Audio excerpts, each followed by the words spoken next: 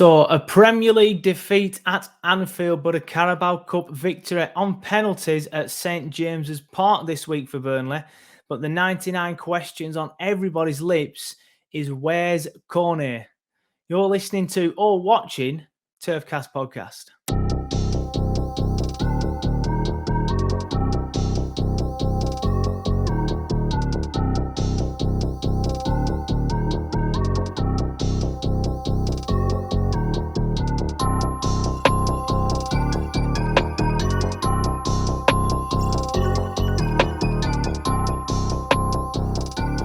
Yeah, hello everyone and welcome along to another episode of Turfcast Podcast with me, Joe Redmond. And obviously those of you watching on YouTube will already have noticed that I'm on my own again. I am sorry for that. But having said that, I thought I did okay on my own last week and the feedback was pretty good, to be fair. I would rather have someone to bounce off, but unfortunately Simon is still unavailable. He did put on one of the streams we did last week. I did a live watch along for the Liverpool game, and he did put on there that he is injured again. I wasn't going to mention it, but he put it on the stream himself, so that is part of the reason why he's been unavailable for a few weeks. Oh, not since the season started, actually, but it was good to see him on a Leeds podcast this week on behalf of Turfcast. I think it was the Joe Wayman football show or something. I'm not sure, and he's a Leeds fan, so it was good to see him on there. And hopefully you've seen some of the stuff that I've done this week as well. I've been on the Chatting Leeds YouTube channel, LS11 YouTube channel. I was on BBC Radio 5 after the game last week. I don't know if any of you heard me. Probably not. I don't think that's the target audience for this podcast, to be fair. But they stitched me up a little bit, actually. I've not mentioned this to anybody yet. They got in touch with me, rang me, or messaged me, and said, do you want to come on the show? So I was like, yeah, definitely. I'll come on. I'm always up for talking about it and things like that and getting my name out there, that sort of vibe. And if I get a chance to plug the podcast, even better. I didn't on this occasion, to be fair. But anyway, they rang me up then at the time that they wanted me to be on the show and said, do you still want to come on? I'm like, yeah, thanks for asking me. He's like, no worries, mate. Then as soon as we went live on air, he's like, hiya, Joe, you've rang up. What do you want to talk about? And I was just like, I thought you were going to ask me questions. I shit myself. I didn't know what to say. So I just went, yeah, I thought we played well today. He's like, right, we'll talk about the game then. I'm like, you little bastard, making it out like I've rang up to be on the show. I'm always happy to do stuff like that, don't get me wrong, but it was a little bit like, wow, what do I do here then? What do I say? Sort of thing. I wish if they'd have said, we're going to pretend you rang us, I'd have been like, yeah, fair enough, that's fine. And I'd have been a bit more enthusiastic at the start, knowing what to say. But then he went, you rang us, what do you want to mention? I'm like, I hadn't thought of that, dickhead. But if you listen to this in fact, I don't think I'll get the podcast out in time, to be honest, because I'm recording this now on Friday afternoon at 20 to 4. I am going to be on BBC Radio 5 Live again tonight on the Robbie Savage show. He does a 60-second gone in 60 seconds game show or something on his thing. They've rang me up and asked me to be on that. So fingers crossed that one goes a little bit better than the immediate sort of like, oh, you've rang us up sort of vibe. But I'm looking forward to that one because you have to go head to head with a Leeds fan or something. And they ask you questions like Bielsa or Dyche, and obviously it's Dyche, or I don't know, Yorkshire tea or Lancashire tea. And to be fair, I'll be 100% honest, it's Yorkshire tea. If they ask me questions like that, I'm not one of them who's just going to blindly be loyal and say, no, Lancashire tea because I'm from Lancashire. No, Yorkshire tea. And if those of you that follow me privately, I'll get into the podcast in a bit, I promise. Those of you that follow my private Instagram, it's not private, my personal Instagram, that's what I meant. You'll notice that this week I was very happy with some Yorkshire tea. The biscuit brew tea bag, it's very, very nice. It tastes like biscuit, like a biscuit brew, like you're dipping your biscuit in a brew. It's fantastic. And then someone got in touch and said, I recommend the jam on toast one. At first I was like, no, but I wanted to try it. So I've tried it and it's fantastic. I recommend it to everybody. So if they do ask me tonight, Yorkshire tea or Lancashire tea, I'm going to get that in there. I'm going to give a big plug for Yorkshire tea and say you need to get on the biscuit brew or the jam on toast brew. But yeah, let's get into the actual podcast then, shall we? Because that's what you're all here for. None of you give a shiny shout what tea I drink or what brew I like to drink or whatever. But I would recommend both of them. Let's start off with the Liverpool game then. I'll give you my thoughts. I'll do what I did last week. I felt like it worked well for a random guy on his own like me. I'll give you my thoughts on the game. Then I'll rewatch it. Then I'll sum it up. Then we'll go on to the Newcastle game. How does that sound? Hopefully it sounds good. So my memory from the game, I did a watch along on my own again on YouTube. I don't mind doing stuff on my own, but I'm not going to stream it on Facebook when I'm on my own, because you tend to get a few more weird comments when you're doing stuff like that on your own on Facebook. Whereas when you're doing it with other people, they just come on and have a laugh and you're bouncing off each other. And yeah, fair enough. But when you're on your own, you get a few comments. So on YouTube, it's full of people doing it on its own. Goldbridge, the Irish Scouser, and a few others probably. So I did it on my own. If you don't already follow us on YouTube and you only follow us on like Facebook or Twitter, for example, head over there, because I'm doing more stuff on YouTube this season. Probably a few watch-alongs on my own and things like that, and hopefully a few other live streams. And I did the 60-second preview, the 60-second review show the other day, which I'll be doing every single game from now on. So it tended to do all right, to be fair. So I'll do that again. It's just a nice, easy video to do very, very quickly. But yeah, my thoughts on the Liverpool game was we started well, very well, in fact. I'll look at the goals again in a minute. I'll have to jog my memory of the Jota goal. Obviously, they scored it in the first half, though. And I felt at the time, I wouldn't say it was against the run of play. I'm not going to go that far. But what I will say is, I don't really felt like we deserved to go in 1-0 down at half time. You couldn't have looked, non-neutral or even a Liverpool fan could have watched that game and then seen us go in 1-0 up and then thought that would have been unjust, because I don't think it would have been. Or seen us going at 0-0 and thought, that's a disgrace, that we should be beating these. On the balance of play, I think a draw would have been fair. Going in at half time, or like I said, us winning 1-0, you couldn't really raise any eyebrows other than the fact that it's a bit of a shock. But I think in the first half, played very, very well, just like we did against Brighton. We were in the game, we were creating chances. We got up the other end, we pressed them well, we did very well. It's just a similar sort of thing to the Brighton game, wasn't it? The second half wasn't as good, and I wouldn't even say the full second half this time. I'd probably just say the last half an hour. But with the Brighton game, I think we just went to shit when they made the changes. I don't think we responded to their changes tactically or even on the pitch, in terms of sort of like players reacting to it, and the manager didn't react to it. Whereas with the Liverpool game, I just think that Liverpool, they just turned it on. They just decided, right, we need to put this game to bed here, because if Burnley nick a goal, we could be as backs against the wall and end up drawing again like we did a couple of seasons ago, or even get beat like obviously we beat them there last season. So I just think they turned it on a little bit, if I'm being honest with you. I think that they thought, right, we need to get this game won. We need to get another goal here. And that's what they did. And I just think that they were just better than us, to be honest. It weren't a case of us being poor.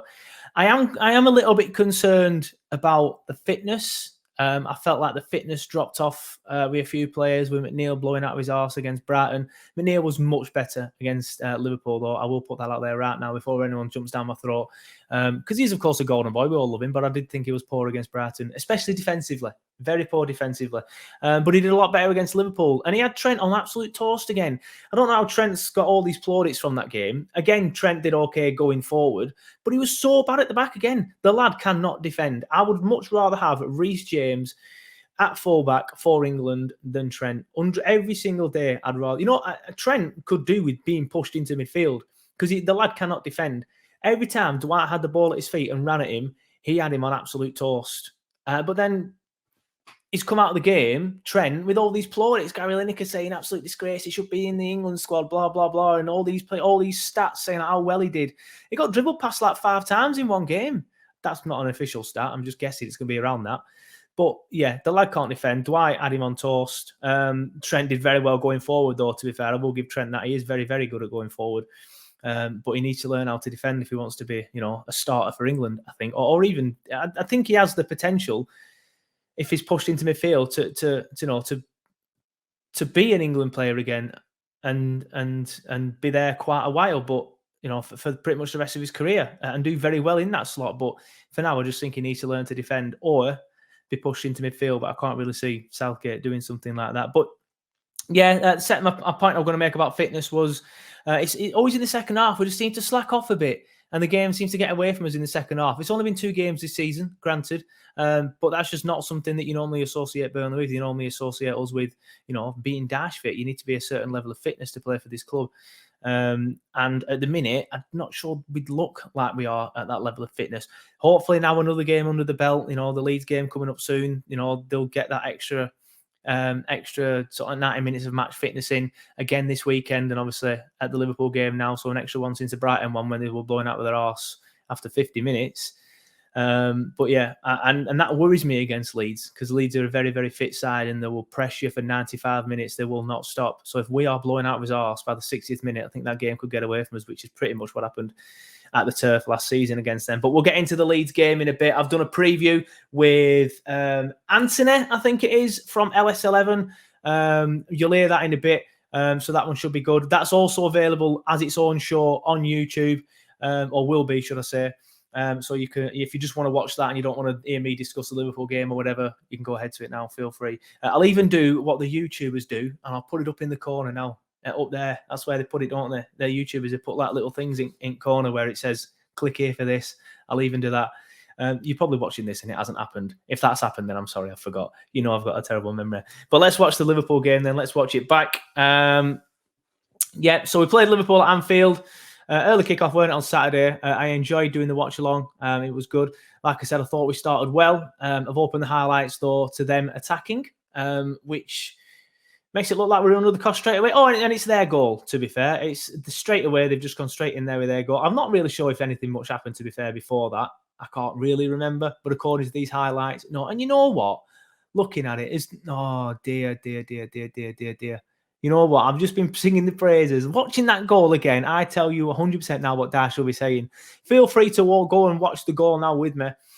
That'd be good if you wanted to watch it with me, if you could, and then you could see what I'm sort of like talking about. But it's Keita, however you pronounce it. He's got the ball, and it don't really look too much danger on because all the players are very, very close to him. However, is it Trent that he passes it out to? No, I don't know who it is. He passes it out to somebody. Who then crosses the ball in. Now, the problem here is you've got Tarke, you've got Brownhill, you've got Lawton, and you've got Goodmanson, all in a little square, all next to each other. One or two of them should be pushing out very, very quickly to put pressure on that ball. They don't. He's even got time to take a touch, gets it out of his feet. Honestly, from the moment he gets that ball, Keita passes him the ball here. He has 1, 2, 3, 4. There's 5 seconds until he crosses that ball in. Not one of them players move. That is poor. That is the first time I've seen that since the game. That is poor. He should be out there. Any of them 3, 4 should be out there. Tarky's dropped back, and that's, to be fair, what I'd want Tarky to do there. Tarky's dropped back to try and cover the space now in behind where the ball is going or could be going. In the end, it just ends up going over Tarky. He's inches away from it, to be fair. But one of them 3, I'd say Goodmanson or Lawton there. Ideally, Goodmanson has got to be going out and pushing that player so he can't cross the ball in. It's Tsitsikas, isn't it? That's who it is, the Greek lad. Ball in though, honestly, it's inches away from Tarke. Inches. If he was inches taller, he'd have headed that. He'd have flicked it on and it had gone out for a corner, or he'd have headed it away. But it's gone to Jota. Decent header, to be fair. Tarky's fuming. He is not happy. And I bet you any money it's about what I've just said about me and Tarky. We're not saying wavelength, I'm telling you. He is fuming. He's saying, why have you not gone out to pressure that ball? That's just not Burnley, though. Normally, you would expect Burnley to go out there and be on him. Goodmanson, for me, because Lawton's marking somebody. Goodmanson has got to get out there and mark him and put pressure on him, sorry. Not good enough there from Burnley. I thought we did well as well, to be fair. I'm going to stand by that. I do still think we did very, very well in the first half. You know, we contained Liverpool mainly and got in behind the cells a few times. Another Liverpool highlight here. Who's on the ball here? It's come back out now to Trent. Ball in. Oh, this is the ball in from Trent. Oh, yeah. And then Mane just blazed it over the ball. Tough one, though, that one for Mane, to be fair. Good ball from Trent. I'll give him that one there. He sees the run of Mane nice and early. I'm not a fan of what Tarky's doing there, to be fair. Tarky can see him running past him, and rather than tracking him, all right, he's probably got the start on him. Rather than tracking him, he's just got his arm in the air appealing for offside. Nowhere near offside. But that were Liverpool's chances. Now it's showing a Burnley highlight. It's the Barnsley header. It's the Tarky header. Ball upfield from Lawton from a Burnley set piece. Defenders just standing, just static. It was so unlucky that. Tarky wins the header, and he's just so unlucky there. He just edges wide. Tell you what, if Tarky had been our leading goal scorer, our only goal scorer at this stage of the season with 2 goals, then that's saying something else, isn't it? But he's unlucky there, to be fair, he's Starkey. That could have gone anywhere, that could have gone in. And this one here, Liverpool highlight, starts off from Burnley giving the ball away in their own half. Liverpool counter-attack. It comes to the bastard Harvey Elliott, who puts the ball in to Salah. Oh, I remember this one. Yeah. And then we get back and defend. McNeil with some good defending there and block it. But that were all Burnley's doing again. So that was poor from us. That were all Burnley's doing. Good defending in the end there from McNeil, who managed to block it. Salah's got too much time to bring the ball down, but then McNeil manages to get back and Tarky heads it away. So we did very, very well. And I think this one is the second goal. It is, yeah. So it starts off with Van Dijk at the back, big long. It's a good goal. I'll give them this. To the bastard Harvey Elliott, to Trent, to Mane. Very, very good goal. Very, very good goal. We can't really have too many complaints about that one from our point of view. Yeah, I think I'm just going back to Dash's post-match. Tell you what, that's one thing I might start doing, putting Dash's post-match comments in and discussing them as well, so we can look out for that. If I'm going to be on my own more, I think there might be more production value in the podcast. But anyway, I'm just thinking out loud here. I should really carry on with the pod. But yeah, I remember Dash sort of like talking about in the post-match press conference about how we gave a soft goal away in the first half. We've seen why now because I've sat here and I've slowed it down and we've discussed it. We've discussed it. I've discussed it at you. But yeah, you can see why that was a very, very poor goal to give away. This one, I'm not really sure what else we could have done. It's a very, very good Liverpool goal. And it doesn't even start with our mistake like it did earlier, with the earlier chance that they had where I think it was Lawton just punted it across play and it went to their attackers and they scored and Broken had a chance. But that was the Liverpool game. I stand by what I said. I do still think that we did very, very well.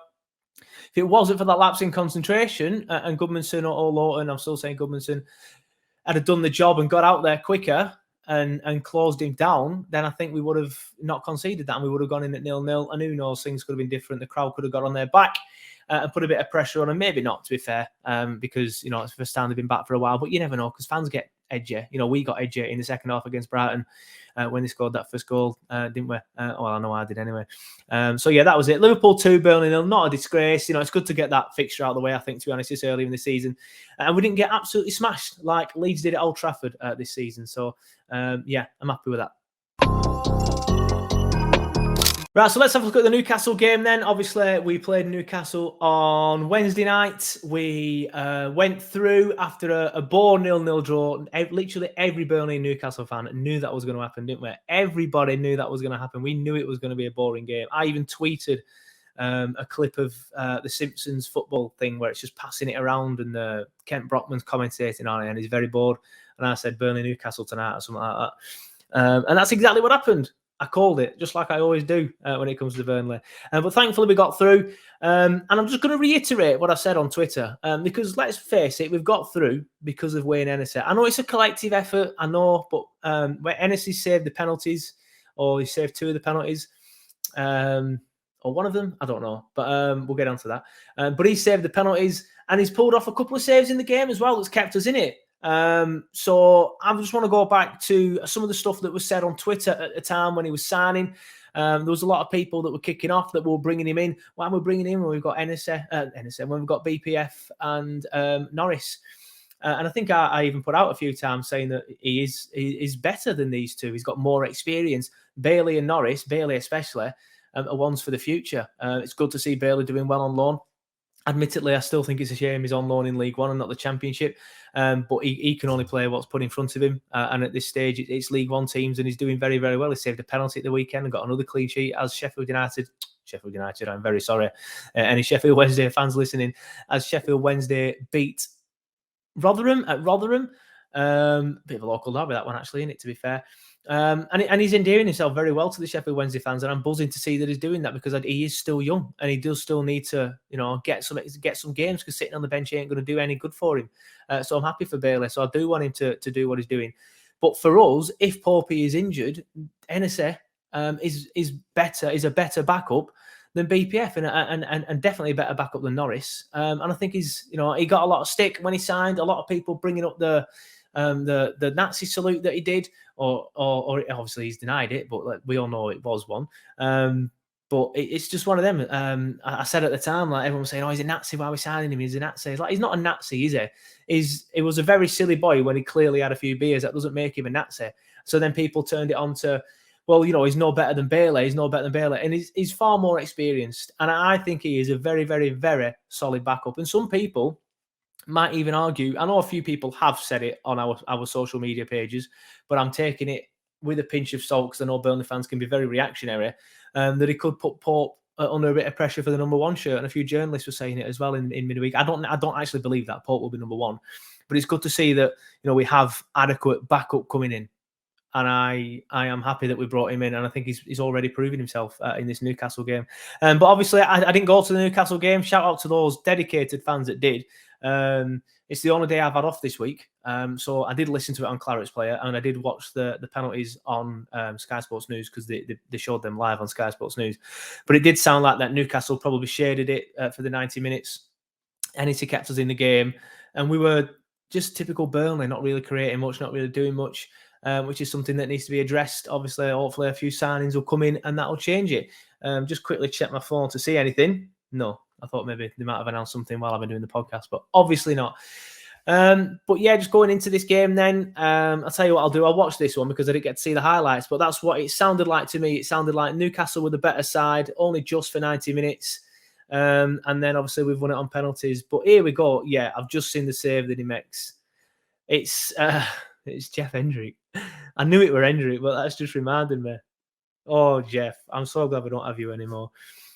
But yeah, it comes to Jeff Hendrick or anybody who's not seen. Who's that completely air shots it? Jesus Christ. Both teams were dog shit in this game, weren't they? Someone completely air misses it. No idea who it is. Falls to Jeff Hendrick, who's 5 yards out, 6 yards out, and he's got to score. He has to score. Hennessy does everything he can there. I'm not going to say, oh, well, Hennessy's done nothing there because he has. He's just watching it again and again. It's a very good save. He's aware, he comes off his post, he gets across his goal, and he gets across the goal and makes himself big, and it hits his legs and goes out for a corner. So, you've got to praise Hennessy there. Hendrick should be scoring. It doesn't matter what the goalkeeper does in that situation. Sometimes I feel, in some situations, I feel like the attacker, in this case, a midfielder, whatever Jeff is at Newcastle, the player, they should be able to eliminate a goalkeeper being able to make that save. He should be putting that higher. He should see that Hennessy's coming down. Someone's on the post on the right-hand side, so that kind of forces him to his left. And then that's how he hits Hennessy's legs and then goes out for a corner. But he should be eliminating any chance of a goalkeeper making a save there. But Hennessy can only do what he's done there, and he did it very, very well. So hats off to Hennessy for that one. This video is a little bit longer, so I might not watch it all. I probably will. Actually, just thinking about it, it's the highlights of the penalties as well, isn't it? But another Newcastle chance here. Oh, they hit the bar. I did not remember that. They hit the bar. Has Hennessy got a hand on that? I think he might have done, I'm not gonna hang my hat out there and put my neck on the line, should I say, whatever the saying is, and say he definitely has. I think he might have done, but another Newcastle attack here. So I'm saying Newcastle shaded it, and another good save from Hennessy. Tips it over the bar. It's looking destined for the top bins. But they were all over us that first half. Tell you what, I do not like listening to it on the radio. I love Phil, and he's a brilliant commentator. But you could have the best commentator ever in the world, and I wouldn't like it. I need to see what's going on. It didn't sound to me at any point like they were all over us. And obviously Phil's going to always put a Burnley spin on it, as you'd expect, and as you'd want him to, rightly so. And Phil would normally be saying something like, whoa, Burnley need to get a grip here. But I didn't realise it well, he doesn't say get a grip, you know what I mean? But that sort of tone of voice. But I didn't realise it was that bad. They were all over us. First half whistle's just gone. Well, that was a full-time whistle. There was no Burnley highlights. There wasn't one. Not one Burnley highlight. So that was a full-time whistle. So we have these highlights, by the way, Burnley Football Club. I'm watching the Burnley Football Club highlights here. It's 1 minute, 10 seconds of the match. And my maths is terrible. 3.5 minutes of penalties. You don't need that long for the penalties. Just show the moments where he's hitting it and then build up to the final one. But anyway, St. Maximin's taking his penalty now. Hennessy saves it. We all know that happened. And a good save. That's all they can do. Again, fantastic save. And then there's a replay for every single penalty as well. Come on, Burnley. Don't need to be this long. Woody steps up, scores, and I don't know about everybody else, right? Obviously, those who went will be different. Sorry, I've just dropped my pen. But I wasn't that fussed for 90 minutes. Every time Newcastle were attacking, and this is probably why I'm just saying, like, oh, it didn't sound that bad. It's probably because in my head I weren't arsed. But every time Newcastle were attacking, I weren't arsed. I was like, if they score, they score. I'm not interested. And every time Burnley sort of like obviously we didn't really do much attacking, did we, according to them highlights? But every time Burnley were progressing forward, shall I say, I weren't arsed. I like, they score, they score. It's the cup game. I'm not arsed. Leeds is more important. But then when the penalties were on, I were up, I was buzzing, I was tense, I was well excited, and then I was celebrating when we were scoring them, and I went mental when Maximum missed his, and that's when I realised, like, oh, need to get a bit of a laugh here. Another replay for every single penalty. Not needed. This is just me with my video editor hat on. But we'll skip all these. Newcastle score their next one. Ashley Barnes then takes one for Burnley. He scores that one. A good penalty from Ashley. Good to see Ashley scoring his penalties and stuff and doing relatively well since he's been in the side. I would like to see more from all the strikers, to be fair. And then Newcastle scored their next one through Joe Linton. And then Dwight McNeil with the Burnley penalty. Another good penalty, same place as Barnes. They top bins. Keeper goes the right way. Can't do anything about it. Newcastle's next penalty, number 35. No idea who that is. Don't really care. Hennessy goes the wrong way. And then it nearly went to shit, didn't it? Because Josh Brownell took his penalty and missed it. Now, I like Josh. And for the Leeds game, I'll get into the Leeds game in a minute, I would have Josh playing in that midfield because of how good Leeds are at sort of like how tenacious they are and how much they pressure and how much energy they've got. I would have Josh in that midfield because of how good he is off the ball. But on the ball, he's terrible. And that penalty is another example of that. Weren't a great penalty. Decent enough save, but no, it's a shocking penalty, Josh. That is a shocking penalty, and I like Josh. And then Almirion steps up. You know, this big boy wonder from the MLS. Remember when they signed him, it was the next big thing. It was the big news everywhere. Absolute shite. I wouldn't have him in that Burnley. Well, no, I would. I'd have most of you listeners in that Burnley side in a minute. He steps up.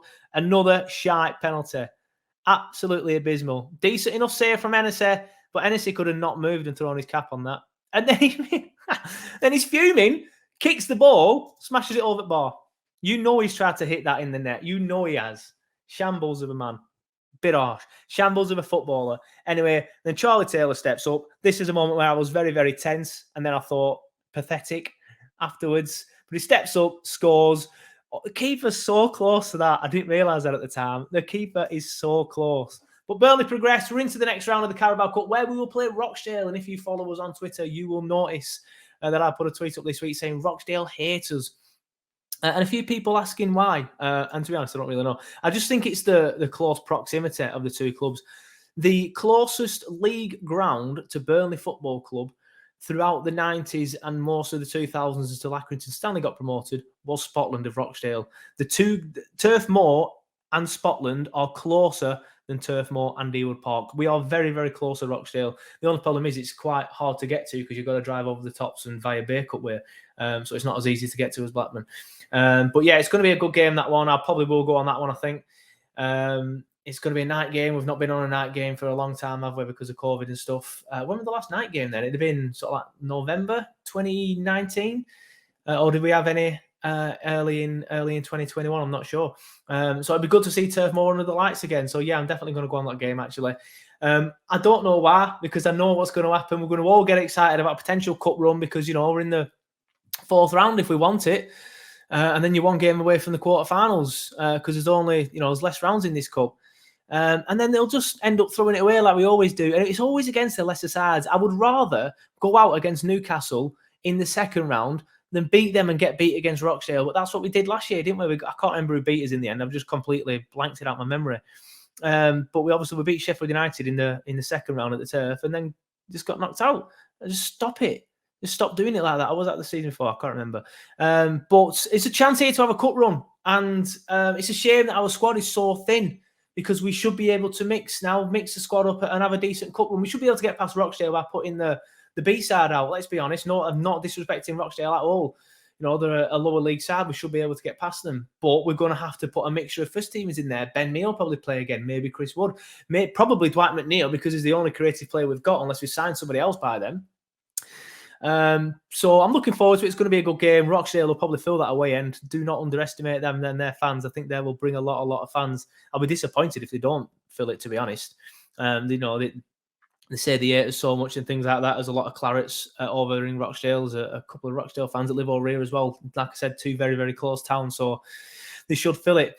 But anyway, let's get on to the Leeds game. I'll just quickly give you my thoughts before I go into the pre-game show, which again, I've said you can watch separately, but I'm also going to stick it in this vodcast as well, mainly for the podcast listeners. But obviously the vodcast and the podcast are the same, just on YouTube.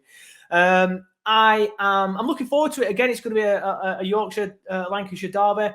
Leeds will travel well. They travel well no matter where they go. And obviously it's only an hour's drive away. So, it's going to be a good atmosphere.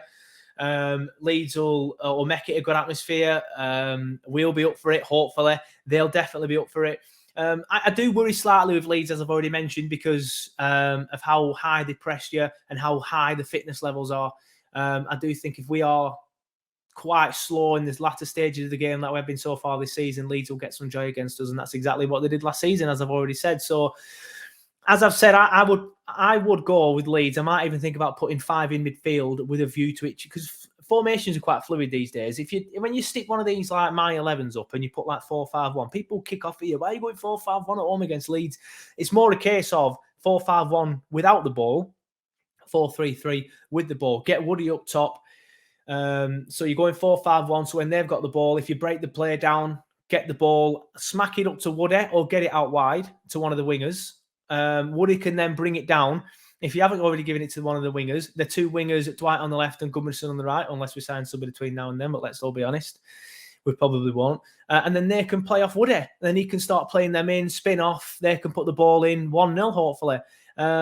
I just feel that Leeds have very, very good midfielders. Calvin Phillips and Matthias Klick, they are very, very good midfielders. We were interested in them both at one point. Obviously, they decided to stay at Leeds and they've got promoted into the Premier League. And Calvin especially, he's come on loads since then. So that's another one that you look at and you think, why didn't you just get it done, Burnley? Why didn't you just offer them more money, offer him more money and get it done? He would have had a brilliant asset on his hands now. But they are very good in midfield is the point I'm trying to make anyway, Leeds. And I do feel like we might lose the game there. We lost the game there at Turf Moor last season. They overran us in midfield and just pretty much outclassed us everywhere on the park, to be honest, that game. But like I've mentioned that in the pre-game show, so that's coming up in a second. So you'll hear all that thoughts in a minute. But I just think I worry with Leeds because they are so good in midfield, and I think with Westy and Cork in the middle, I think we are quite lightweight. And Brownell's not exactly not lightweight, but like I said, he will press better than the other two. He will, have high levels of energy better than the other two, and he will break play down better than the other two. He was the leading interception taker, apart from Jack Grealish, I think, in the Premier League last season for a reason. He knows how to break play down. So that's what I'd do. I might even go 4-1-4-1, something like that, again with a view to being 4-3-3 when we're on the ball. Just to do what I've exactly said, get the ball up to Woody and bring the wingers in play that way, or bring the wingers in play by getting out to them quickly and then hopefully bombing it forward by then. And if they've pressed high, they obviously can be susceptible at the back, as we saw against Manchester United. Obviously, Manchester United have a lot more quality than we do. But they are chinks in the Leeds armour. They're not a very good defensive side, mainly because of that press. So if you can beat the press, then you can get in behind them. But can Burnley beat that press? We did it to Everton last season, and we did it to Palace last season. But fingers crossed we can do it to Leeds this season. Anyway, as I've said, I was joined this week on the pre-game show with Arthur. I think his name's Arthur. If it's not Arthur, you'll hear exactly what his name is. Anthony. I think it might be Anthony. I'm going to quickly check, because I don't want to look like an idiot in 5 seconds when the show starts. But I was joined this week by somebody from LS11, Aaron. I wasn't even close. Arthur, Aaron, Anthony, not even close. At least I'll begin with you. But I was joined by Aaron, who's a Leeds fan, and he's on the podcast and the YouTube channel LS11. And here's what he had to say. Right, and I'm pleased to say that just like that, we are joined from Aaron, who is from LS11. How you doing, mate? You all right? I'm good, buddy. How are you?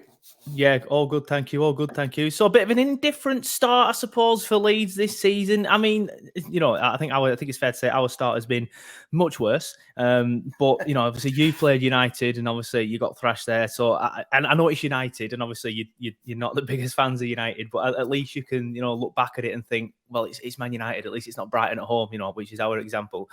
And then Everton as well. They're another side. They were hit and miss last season, but I think they'll do well this season. So 1 point from them 2 games isn't really all that bad. How have you felt your start's been? Yeah, I think similar to you, really, what you've just said there. I think, the start itself, Manchester United away, my heart said I wanted to take something, but my head says no. You're dreaming against these big boys, aren't you? Everton at home, I think if we'd have still been playing for an extra 10 minutes, I think we'd have probably got the 3 points there. I think it's a fair point. I think on reflection, it was a fair point. And then roll on to you guys on Sunday. Yeah, I guess you boys will be pinpointing that for your first 3 points then, really. Obviously, let's not talk too much about last season, but it's fair to say you outclassed us at Turf Moor. I think my argument would be that we were already safe. I know you were already, you were safe probably by about bloody September, to be honest. But I think looking back on that game for me, I think Bielsa's not going to let you step off. You have to be 110% for 95 minutes every single game of the season, safe, already won the league or whatever.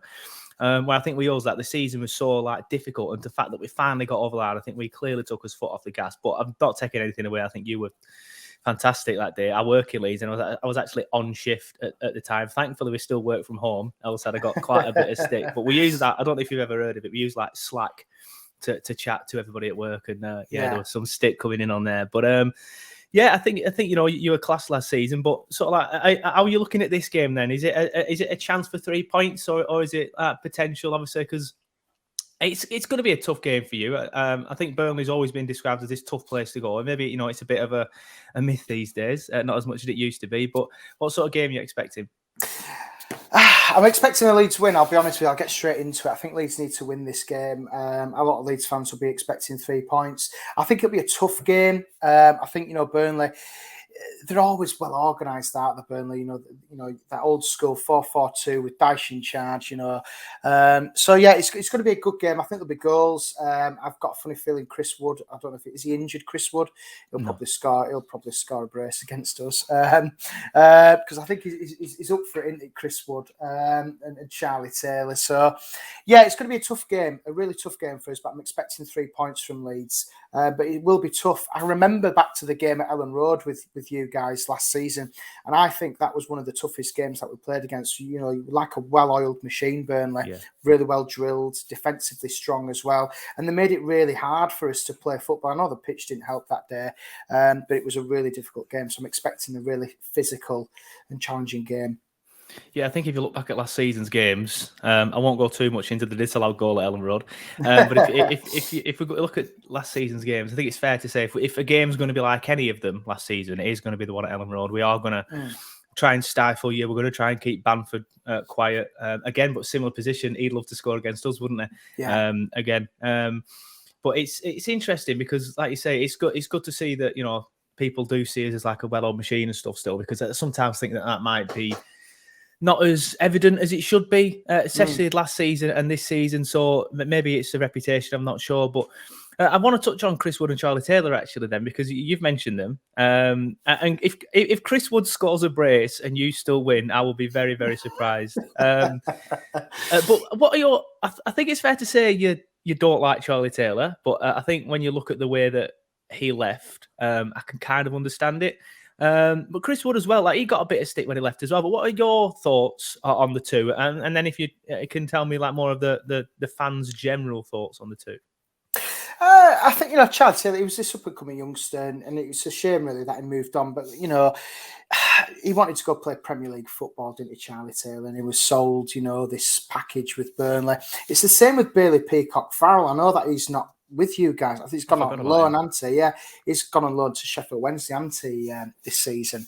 But again, it was that lure of, Leeds being a mid-table championship side and, come and play for Burnley in the Premier League. That's what it was about. And Chris Wood, it was a shame, really, because he got going under Gary Monk.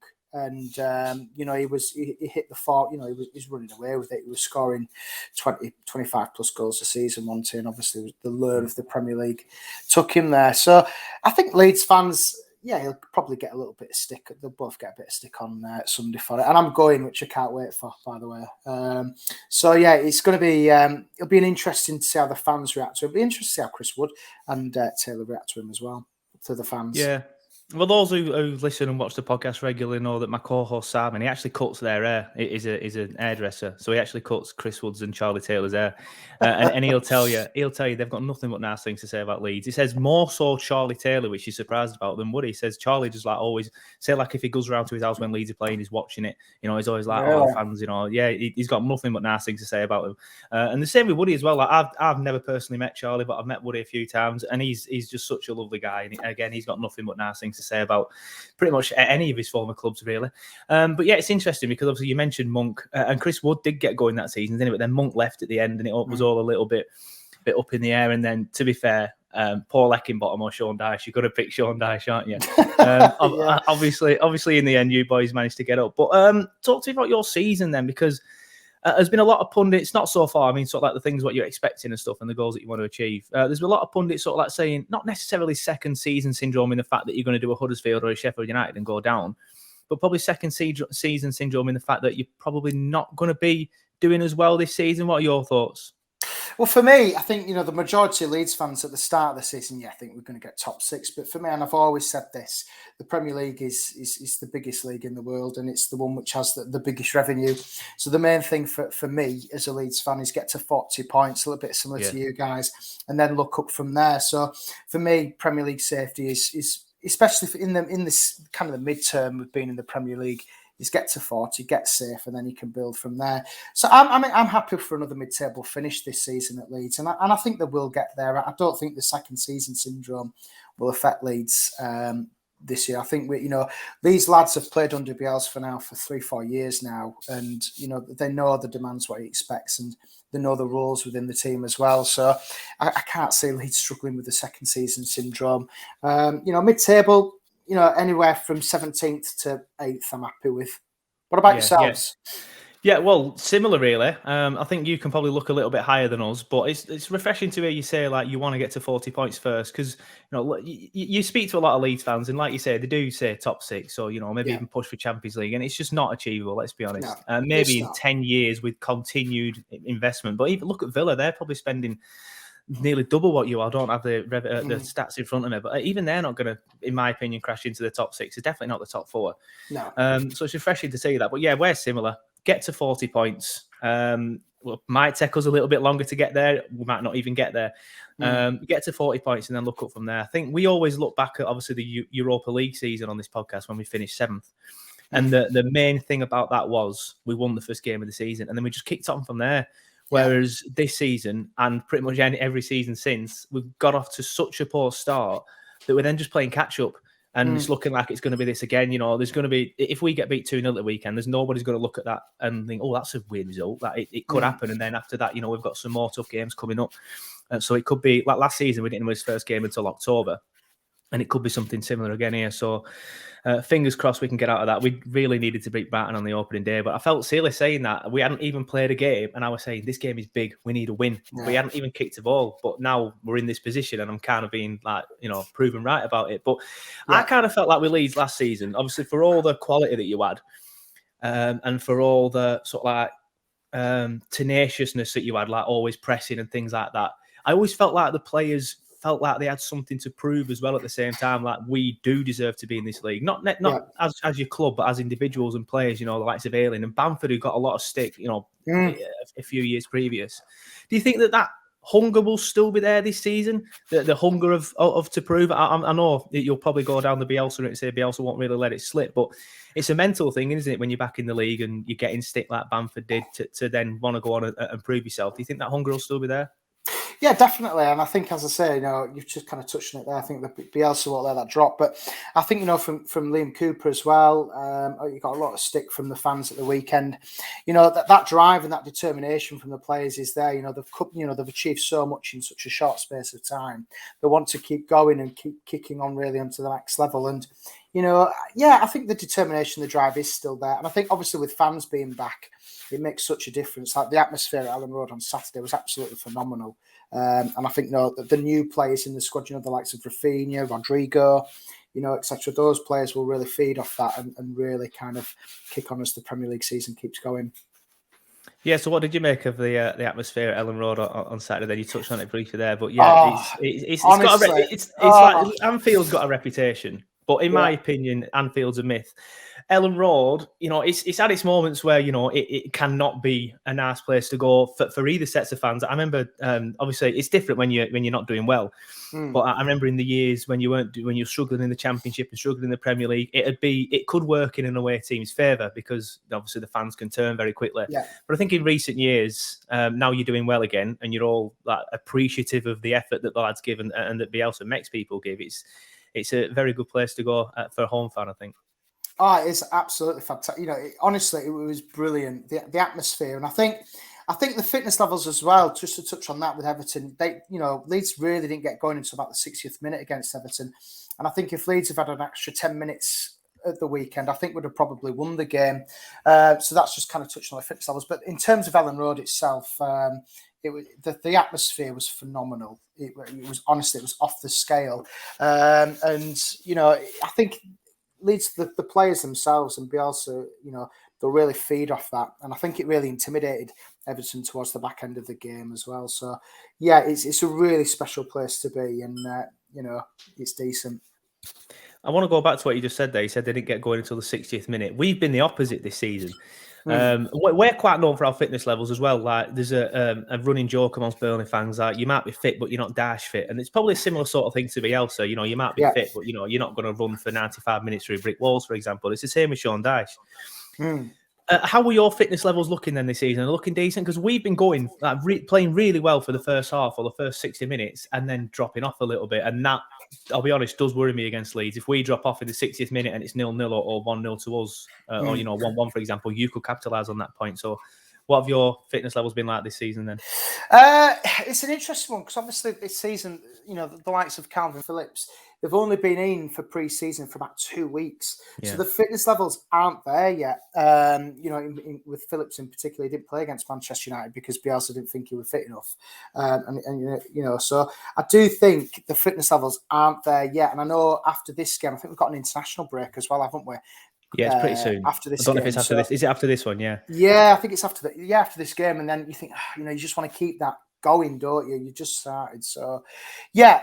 I don't think his fitness levels are there just yet. So yeah, I think that it's a work in progress with that. And I think with Euros and obviously with the longer, shorter season last season, obviously COVID as well.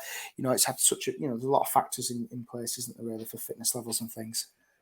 Yeah, talk to me about Patrick Bamford then, because I know, as I've mentioned earlier, he did get a lot of stick. And even though he scored a lot of goals last season, I kind of feel if you had somebody there like Chris Wood, a natural finisher, you'd have done even better.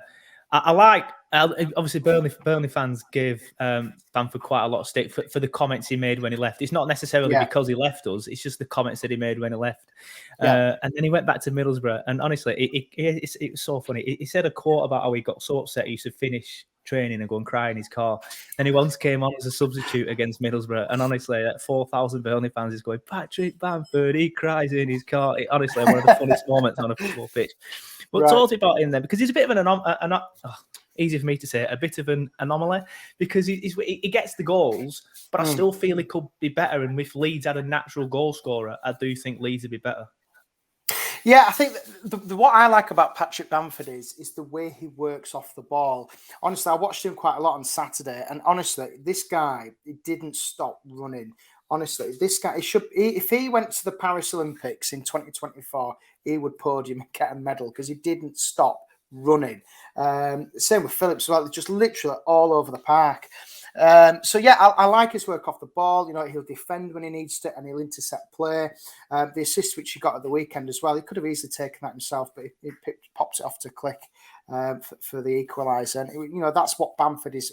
He's a true workhorse. Yeah, his finishing isn't great, and yeah, you're expecting 20 plus goals a season. But Leeds fans have got to remember we got 2 goals struck off last year from VAR.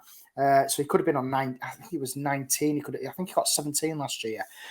He should have had 19 if they'd have been this year. He'd have got him. So yeah, I think he's a workhorse. I like him. I think he's a really good, decent player. He signed a 5-year contract with Leeds recently, so he's clearly within the minds, not just within Bielsa, but within the club hierarchy, high up the hierarchy as well. Yeah, it's interesting you say that. As soon as you said how much he ran, I remembered seeing some stats on Monday Night Football. Obviously, at the time of recording this, we're doing this on Tuesday last night.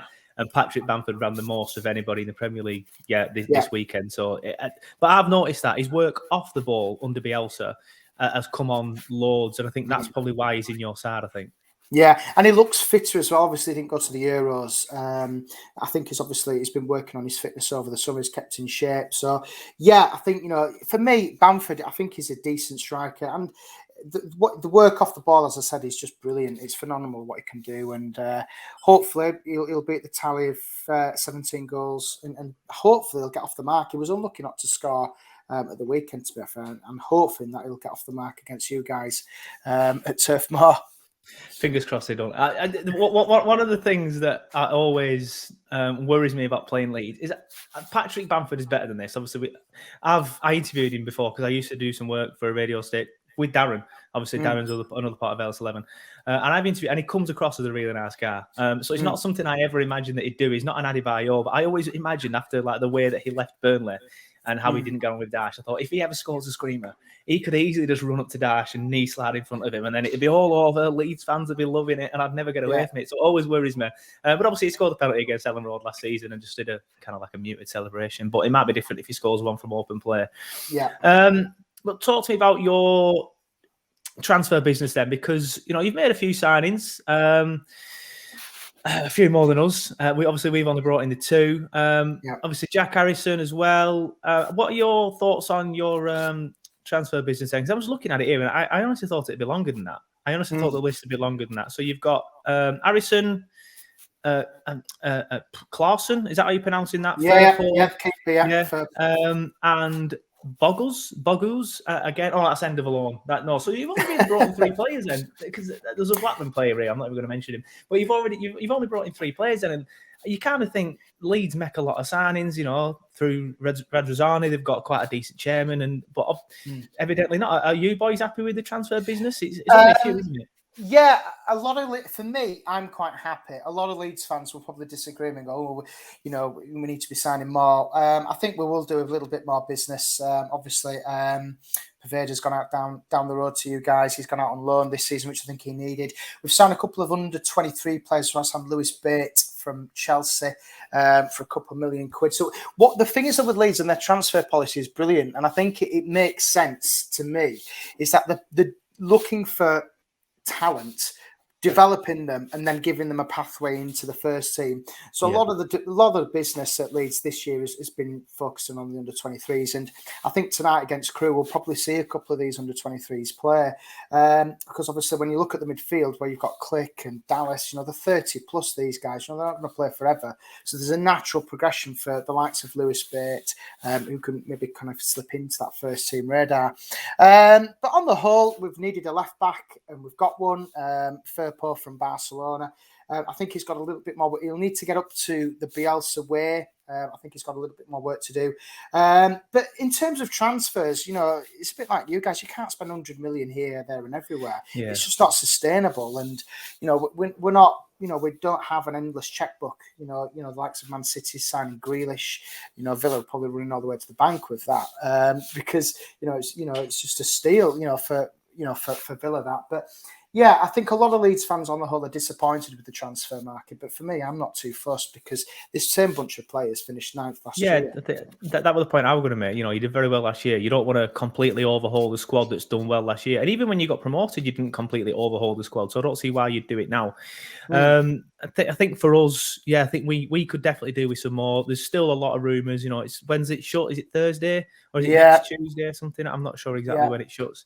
But we need to get some more over the line, definitely. We haven't, we've mentioned Chris Wood. We haven't actually signed a first team player to slot straight into the starting 11 since we bought Chris Wood from you boys. Really? So, wow. Obviously we've bought the likes of Brownhill, but he's been brought in as backup. Now he's getting in the first team.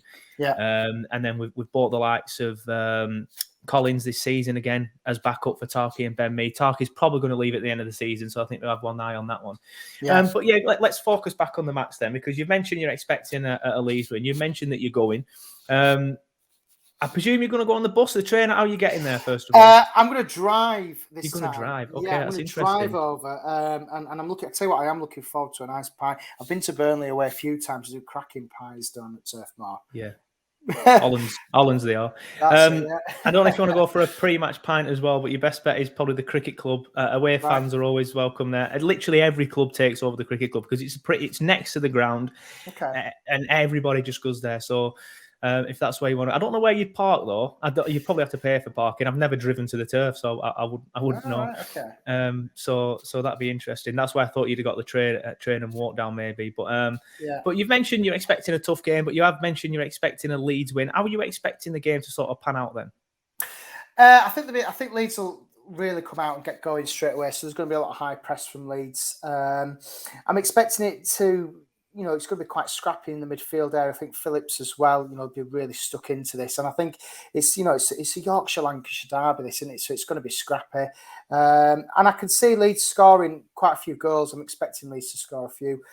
So I'm expecting it to be a lot of goals from Leeds. Honestly, yeah. If there's a lot of goals, we haven't really, scored many yet this season. Which is an understatement. But you mentioned the midfield. That's where I worry against Leeds. I think our midfield can be quite lightweight. I wouldn't be overly surprised if I saw Dyche put 3 in the midfield, but then he's obviously going to have to sacrifice somebody somewhere else, which would probably be someone up front with Chris Wood. And then if Chris Wood's on his own up front, you need your wingers to be on point and running and making the runs behind him. And I'm not really sure we've got 2 wingers to be able to do that at the minute. Dwight McNeely was brilliant against Liverpool, to be fair, but he was quite poor against Brighton. But he was poor defensively against Brighton, so it's interesting. I'm expecting it to be tight. I'm expecting... I don't think it's going to be too many goals. I think we'll score a goal from a set piece, maybe in the first half. And then I think maybe when in the second half comes in and our fitness levels, get a bit... When we start blowing out our arse, basically, like we did against Liverpool and Brighton in the second half, I think you might capitalise on that. So I'm going to go for a 1-1. What's your prediction, mate? For me, I think I think you will score from a set piece, and it'll be Chris Wood and it'll be Charlie Taylor to assist him. I think for me, I'm going to go heavy on this one. I'm going to go Leeds 4, Burnley 1. Interesting. Well, fingers crossed you're wrong. Obviously, I'd take but like I said, the midfield does worry me. I would take a point at home against Leeds, which I think just goes to show sort of like how poor we've been recently. And again, that's not a reflection on Leeds, but I just think it just shows how teams like you are coming up and progressing and spending money and looking up the table. And it's kind of just when Villa come up as well, do the same thing. It's just knocking us down a little bit, and it's. I think we really need to start investing, basically. But yeah, that's pretty much it then, unless there's anything else you want to add. What I will say is thank you for coming on the show. It's been a pleasure. And good luck for the rest of the season, just not this weekend and at Ellen Road again. And fingers crossed we can get some revenge because, like I said, you battered us at the turf last season. It wasn't a game I was overly bothered about, but I was getting quite frustrated watching it, I'm not going to lie. But the game at Ellen Road on Boxing Day, that were a disgrace. That referee ruined that game for me. There was nothing wrong with that goal. There was nothing wrong with that goal. I didn't have too many issues with your penalty, to be honest. I would argue that Poppy won the ball, but it was probably excessive force. So I don't really have any issues with that. But the goal that we scored, scandalous. Absolutely scandalous. The thing is, though, you just enjoy it, and fans being back as well, it could be totally different. I think that will help Burnley as well. You've got a passionate fan base as well, haven't you, down there? Yeah, well, obviously we all know Leeds travelling the numbers. We all know they probably are going to be quite loud as well. But enjoy your pints at the cricket club. Enjoy your pie at the turf. And thanks for coming on. Cheers, buddy. Thank you. Yes, thanks everybody for watching. Hopefully we get 3 points on Sunday, and hopefully we see you again soon. I'm still in the process of maybe doing a sort of like a review show every single week where we sit down and chat about the game. I'm still in the process of expanding the team, so I'm not in positions where I'm on my own. I know I've said that on 3 or 4 podcasts now, and I just want to give a shout out to the people that have got in touch and said, yeah, I'll be happy to help out. I have not forgotten. I am just going to sort of like get on with it, I think, probably during the international break. And I'm going to put a tweet out as well to see if anybody fancies it on Twitter that maybe doesn't listen to the pod and watches the YouTube videos but doesn't watch the podcast, for example. But yeah, thank you for watching. I obviously won't be doing a watch along for the Leeds game because I will be on the game. Fingers crossed I can do a review show. I'll be asking about this week, which will probably be done that night after the Leeds game, or maybe Monday night, something like that. We'll see. I'm not going to set it in stone this time in case people can't do it at that time, and then I can just change it basically. But obviously we'll put something out on social media as and when we know. So as soon as we know, you'll know. Fingers crossed. I'll just quickly check my phone again, see if there's been any transfer announcements. honestly, I should just delete Twitter. What is the point? What is the point? But fingers crossed we can get something done before Tuesday, Wednesday, whenever it shuts. We need to get a groove on, don't we? We need to get his groove on. Anyway, thank you for watching, and we'll see you next time.